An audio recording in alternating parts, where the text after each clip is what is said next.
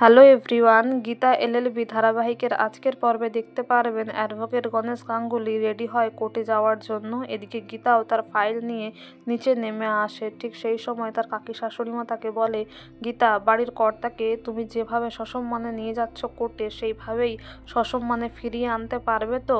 কোর্টে গিয়ে তোমার বাবাকে দেখে আবার দুর্বল হয়ে যাবে না তো? গীতা বলে, আইনটাকে আমি সাধনা করি, পুজো করি, আর কোনো পূজারী তার ইষ্ট দেবতাকে কখনোই ফাঁকি দেয় না, ভুলে যায় না।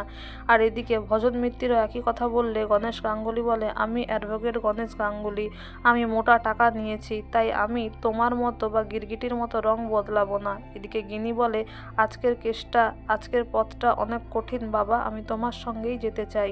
এদিকে গীতাও তার শ্বশুর মশাইকে নিয়ে সেখান থেকে কোর্টের দিকে রওনা হয়। আর গণেশ গাঙ্গুলিকে গীতা প্রণাম করে আশীর্বাদ চাইলে তার বাবা তাকে আশীর্বাদ করে আর বলে, প্রত্যেকটা পিতাই চায় তার মেয়ে জয়ী হোক। আর ঠিক সেই সময় ধীমান সেন আসে, বলে, তাই তো, যেই মেয়েকে প্রায় ভিক্ষা করে ল পড়িয়েছে, রাত জেগে ল পড়িয়েছে, তার ভালো রেজাল্টের জন্য কত কিছু করেছে, সেই মেয়েই তার বাবাকে আজকে কোর্টে হারাতে চাইছে। এইভাবে তার পিতৃঋণ, গুরু ঋণ শোধ করছে।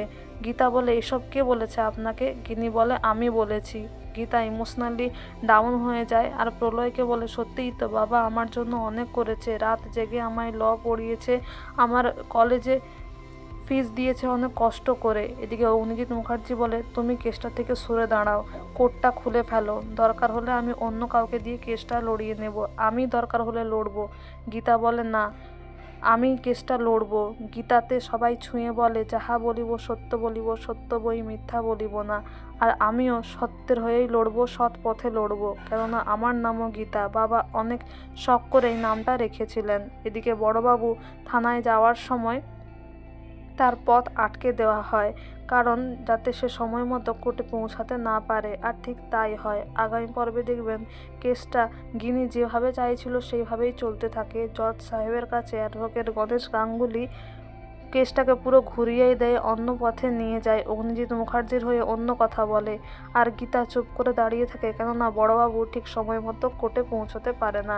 তো বন্ধুরা, এই ছিল আজকের গীতা এলএলবি ধারাবাহিকের update. Thank you so much for watching the video. Thank you.